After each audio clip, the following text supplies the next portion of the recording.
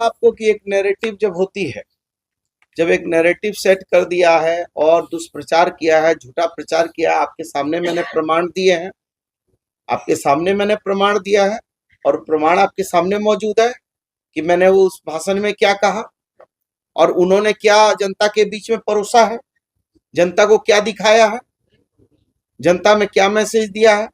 मैंने तो उसमें मर्यादा पुरुषोत्तम श्री राम की भी बात कही है और आज भी मैं कह रहा हूं, मैं बड़े गर्व से कहता हूं कि मेरे मन में राम, तन में राम, रोम रोम में राम है।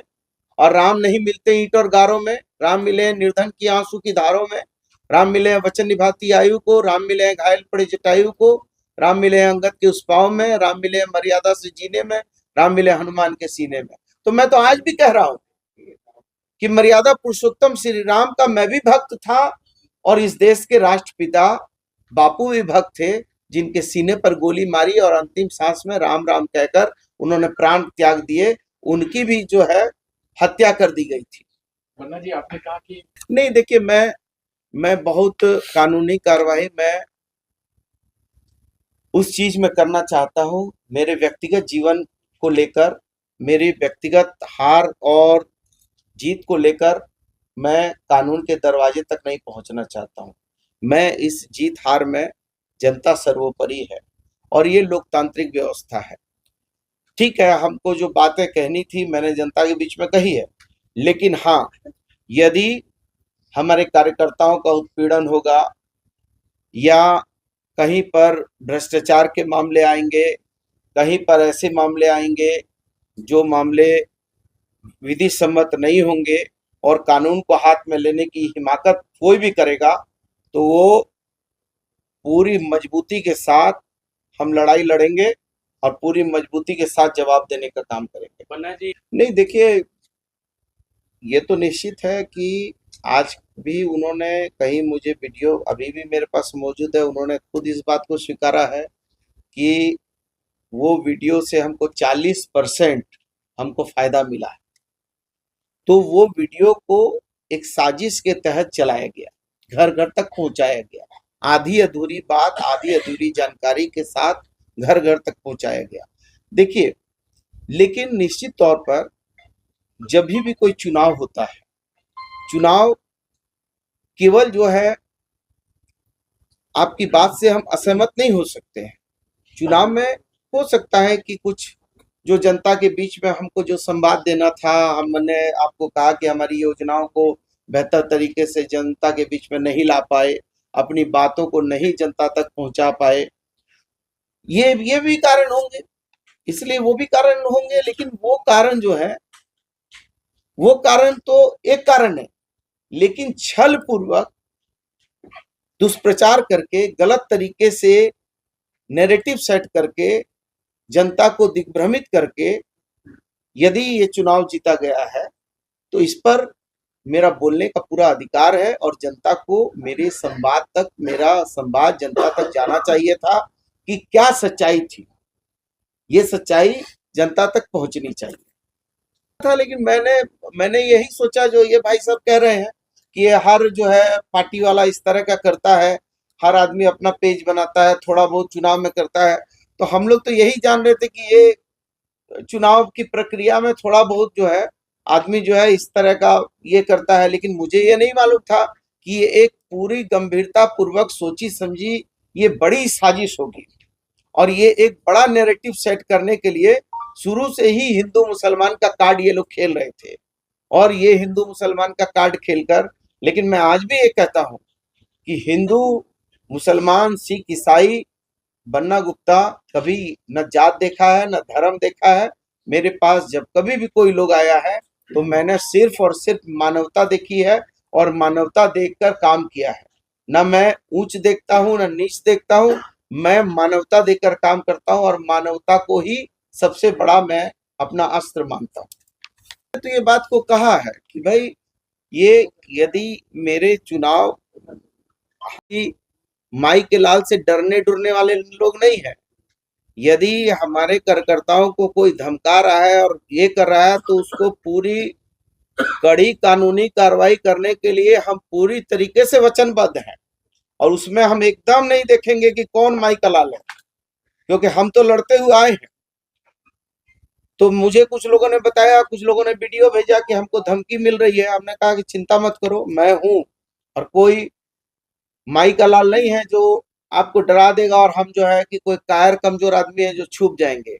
हमने शांति की इतनी लंबी लकीर टान दी है कि अशांति पैदा करने वाले लोगों का होश उड़ गया है। आज इस राज्य में हेमंत सोरेन के नेतृत्व में 56 विधायकों का इतना बड़ा शांति का लकीर और इतनी बड़ी सरकार की बहुमत है कि ये अशांति पैदा करने वाले लोग जो है, इनको मुक्की खानी पड़ेगी, और इनको जो है हम लोग हर जगह पर इनको जो है हर इनके जोर जुल्म का पुरजोर विरोध करेंगे। दूसरा, मुझे इस बात का डर है कि जो मैं योजनाओं को लाया हूं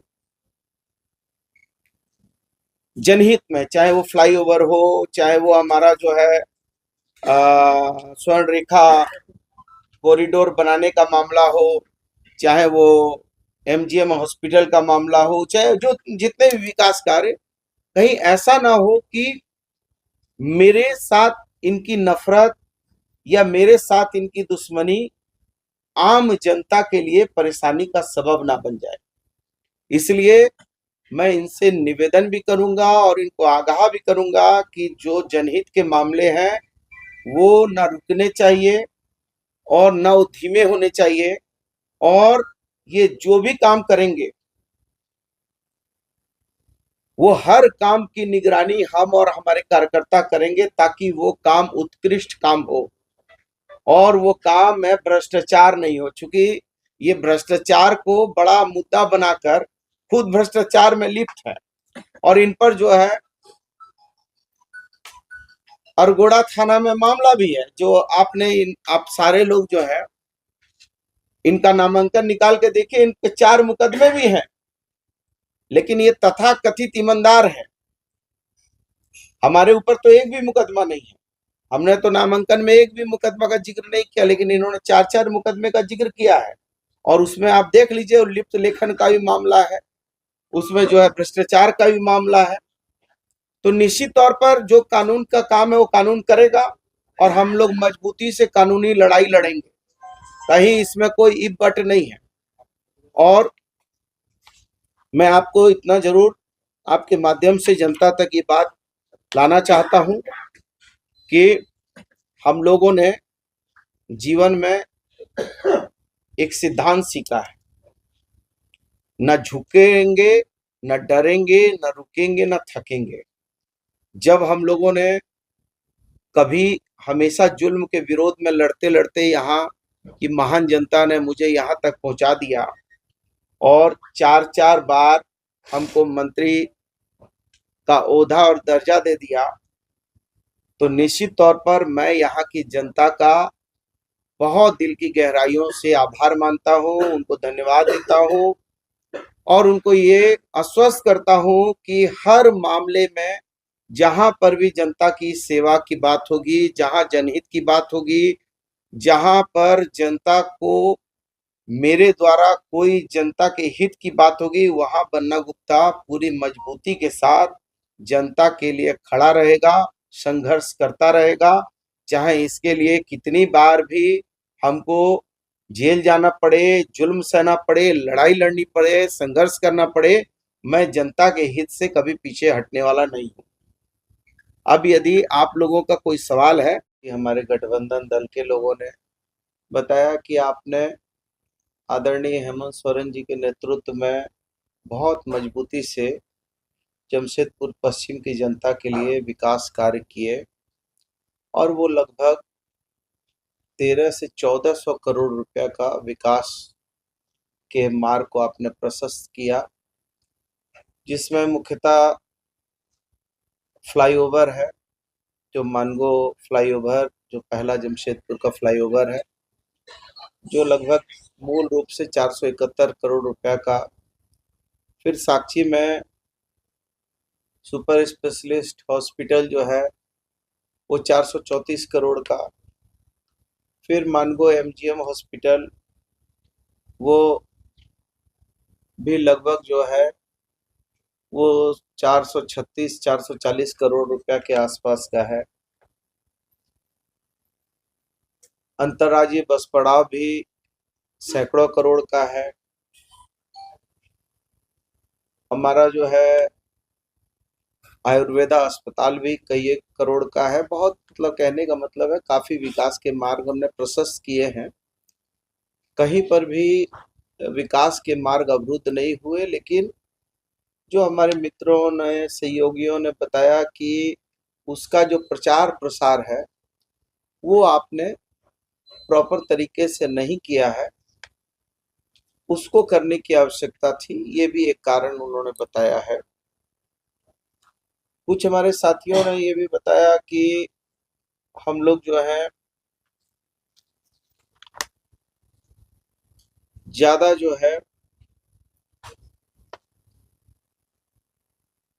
अपने विरोधियों के दुष्प्रचार को हम लोगों ने गंभीरता पूर्वक नहीं लिया, और इसका भी एक कारण था कि एक धार्मिक उन्माद पैदा करके, एक सोची समझी साजिश करके एक नैरेटिव, झूठा नैरेटिव बनाने का प्रयास हुआ, और कर्म के ऊपर तथा कथित रूप से धार्मिक छलावा पैदा करके झूठ फरेब का सहारा लेकर आधी अधूरी बात कहकर हमारे एक वीडियो को प्रचारित और प्रसारित किया गया युद्ध स्तर पर। लेकिन उस समय हमने ये सोचा कि ये चुनाव में इस तरह की बातें होती रहती हैं और इसको बड़े हल्के से लिया, लेकिन चूंकि ये बड़ी गंभीर साजिश थी और बहुत गहरी साजिश थी, चूंकि मैंने जो बातें कही थी आज भी मैं आपके बीच में उसको दिखाना चाहता हूं कि मैंने क्या बात कही थी। मैंने कहा था कि यह देश अनेकता में एकता का देश है। यह देश राष्ट्रपिता महात्मा गांधी का देश है, और राष्ट्रपिता महात्मा गांधी के भी सीने में उन्हीं कट्टरपंथियों ने गोली दाग दी जो प्रार्थना सभा में जाते थे तो कहते थे, रघुपति राघव राजा राम, पति तपावन सीताराम, ईश्वर अल्लाह तेरो नाम, सबको सन्मति दे भगवान, और अंतिम प्राण पखेरु उड़े तो उन्होंने तीन ही शब्द कहे थे, हे राम हे राम हे राम, कह के प्राण को त्यागा था। हमने उस वीडियो में ये भी कहा कि हम जब दीपावली का पर्व मनाते हैं तो हमारे मुस्लिम भाई आते हैं हमारे हिंदू भाइयों के यहाँ, हमको बधाइयाँ देते हैं, हम उनको मिठाइयाँ खिलाते हैं और एक दूसरे के साथ हम अपना उत्सव मनाते हैं। हमने ये भी कहा था कि जब ईद होती है तो हिंदू भाई जाते हैं और जाकर मुस्लिम भाई के यहाँ जाते हैं, बधाई देते हैं, ईद की मिठाइयाँ, ईद की जो है मिठाइयाँ और जो है सेवैयाँ खाते हैं। तो हमने ये कहा था कि यह देश अनेकता में एकता का देश है, लेकिन उसका जो 1.25 मिनट का क्लिप है उस क्लिप को तोड़कर आज भी जो है आदरणीय राय जी ने कहा कि 30-35 सेकंड का एक उन्होंने अपना भाषण दिया जिससे हमको 40% तक लाभ हो गया। ये उन्होंने एक साजिश रचा था और छल पूर्वक जो है लोगों को दुष्प्रचार करके छल पूर्वक जो है चुनाव जीतने का ये काम किया है। और मैं चाहता हूं कि एक बार जो है आप लोग वो वीडियो को भी जरा सा मैं कहूंगा कि देखें, उसके बाद मैं आपको थोड़ा डिटेल्स करूंगा। हे राम और यदि जाके हमला करेगा तो वहाँ हिंदू को विरोध करना चाहिए, कोई मुसलमान कट्टरपंथी विरोध करता है तो वहाँ कोई मुसलमान को जाकर विरोध करना चाहिए। और यही तो है इस देश की परंपरा है और यही इस देश की पहचान है और यही हमारी ताकत है। हम उस देश के वासी हैं जो अभी हमने छठ पर्व मनाया, तो हमने उगते हुए सूर्य को भी अर्घ दिया और अस्त होते हुए सूर्य को भी अर्घ दिया। हमारी माँ बहनें करवा चौथ का व्रत रखती हैं, तो व्रत जो है चांद को देखकर वो है जो अर्घ देकर व्रत को तोड़ती हैं। और हमारे मुस्लिम भाई उसी चांद को देखकर ईद का जो है आगाज उसी चांद को देखकर करते हैं। यदि इन लोगों का बस चलेगा तो ये चांद को भी कर देंगे कि जो है चांद भी जो है यदि पार्टी पॉलिटिक्स कर देंगे तो उसको भी हिंदू मुसलमान बना देंगे। तो हम ये कहना चाहते हैं कि ये लोगों ने एक साजिश के तहत छल पूर्वक लोगों को गुमराह करके ये सरजू राय जी ने इस तरह का लोगों में गलत चीजों को प्रस्तुत करके हमारी एक पहचान जो है ऐसी इन्होंने वहां प्रस्तुत किया कि जिसका हमको एक बड़ा नुकसान हुआ। और हम आज भी ये कहते हैं कि हमारे नज़र में हिंदू मुस्लिम सिख ईसाई आपस में सब भाई भाई और सब मिलकर ये देश को प्रेम और सद्भाव से चलाएंगे। ये देश है वीर जवानों का, अलबेलों का, मस्तानों का। ये देश जात धर्म में बांटकर इस देश को तोड़ने का काम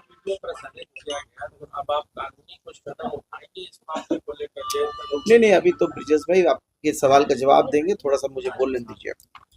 तो मेरा ये कहना है कि ये चूंकि आप इस शहर के प्रबुद्ध पत्रकार हैं, आपसे जनता तक संवाद जाता है और चूंकि चुनाव समाप्त हो चुका है, चुनाव में उनको विजयश्री मिल चुकी है, हम उनको इसके लिए बधाई भी देते हैं।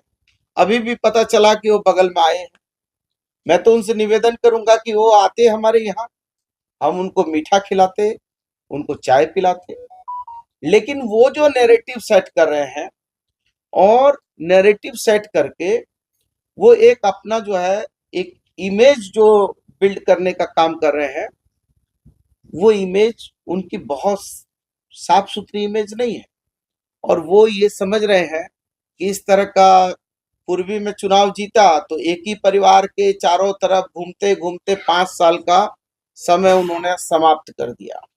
अभी उनको भी यहाँ पर एक ही घर दिख रहा है जिसके इर्द गिर्द जो है वो परिक्रमा कर रहे हैं। इससे हमारा कोई बनता बिगड़ता नहीं है और ना मैं डरने वाला था, ना मैं झुकने वाला हूँ, ना मेरे कुछ कार्यकर्ताओं को धमकी उमकी भी भेजी गई है। तो मैं बहुत साफ सुथरा भी बताना चाहता हूँ कि मेरा जन्म विरासत से नहीं हुआ है, हिरासत से। लगता है कि सिर्फ ये जो मामला आप जैसे नैरेटिव सेट करने की बात कर रहे हैं, जमशेदपुर में ही क्यों चला? पूरे झारखंड में इसका क्यों प्रभाव देखने को नहीं मिला? जमशेदपुर की जनता क्या इसको ज्यादा सीरियसली ले, क्या लगा? अरे भाई, मैंने तो कहा ये तो शहर में ही हुआ है ना, ये तो शहर में ही टारगेट करके किया है। और बीजेपी का हश्र भी तो देख लीजिए ना कि जहां जहां शहर के इलाके हैं, जहां जहां इस तरह की विषाक्त बातें हुई है, झारखंड की जनता जो है, ये झारखंड की जनता भगवान बिरसा मुंडा में विश्वास करने वाली जनता है, शहीद निर्मल महतो में विश्वास करने वाली जनता है। ये जनता जो है सिद्धू कानू में विश्वास करने वाली जनता है, ये दिशोम गुरु शिबू सोरेन में विश्वास करने वाली जनता है। ये जनता यहाँ ये सब बहुत नहीं पसंद करती है। लेकिन चूंकि शहर में इस तरह का दुष्प्रचार किया गया, गांव सब में इस तरह के तंत्र जो है कमजोर होते हैं और वहाँ जो है वो तंत्र मजबूत नहीं होते हैं, तो वहाँ जो है इनका नैरेटिव सेट नहीं हुआ। और यही कारण है कि आज जो है चूंकि ये पूरा नैरेटिव यहाँ सरकार बनाने के लिए पूरी एक साजिश चल रही थी, ये साजिश के तहत इस तरह का काम हुआ है। लेकिन आप देख लीजिए, मैंने तो कहा कि शांति की लकीर इतनी लंबी हो गई है कि अशांति करने वाले के सांस फूल रहे हैं और वो कहीं नहीं जा रहे हैं, केवल जो है यही परिक्रमा कर रहे हैं। पीपल्स लीडर बन्ना गुप्ता के लिए अब नेक्स्ट क्या? जनता के लिए, जनता के द्वारा शासन जो है हमारी सरकार बनी है और जो जनता का काम होगा वो बेहतर से बेहतर हम लोग करेंगे, करवाएंगे। और आदरणीय हेमंत सोरेन जी के नेतृत्व में समृद्ध झारखंड और जो है मजबूत झारखंड बनेगा। और जो हमारी मैया योजना है वो हमारा फुलफिल होगा, जो हमारा सर्जन पेंशन स्कीम है जो हमारा ओल्ड पेंशन स्कीम है, जो हमारा सरकार ने वादे किए थे, इनके तो वादे फेल हो गए थे, हमारे वादे हम फुलफिल करेंगे।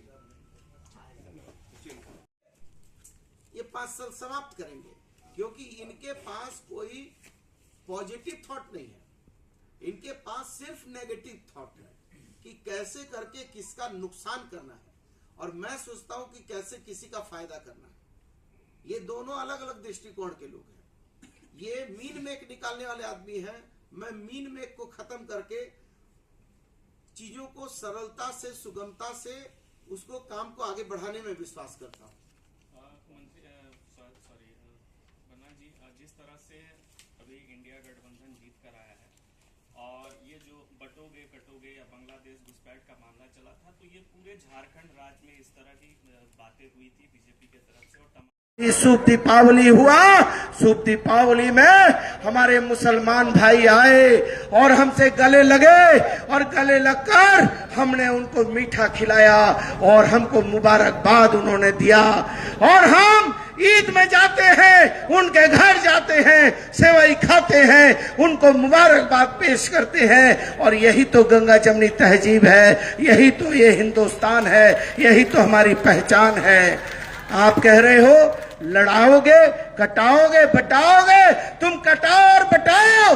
हम कहते हैं यदि तुमने माँ का दूध पिया है और तुम लड़ोगे और कटाओगे, तो हम कहना चाहते हैं कि यदि हमारे बबलू भाई के घर में यदि कोई हिंदू कट्टरपंथी हमला करेगा, नौशाद भाई के घर में कोई हिंदू कट्टरपंथी हमला करेगा, तो वहां बन्ना गुप्ता उसका विरोध करने के लिए खड़ा रहेगा। और यदि कोई हमारा हिंदू भाई के घर में यदि कोई मुस्लिम कट्टरपंथी यदि हमला करेगा, तो वहां पर जो है झुन्ना भाई और फिरोज खान खड़ा होकर उसका विरोध करने का काम करेगा। यही तो तहजीब है, यही तो पहचान है, यही तो ताकत है, यही तो भारत है, यही तो मादरे वतन है, यही तो माँ भारती है। आप किस माँ भारती की बात कर रहे हो?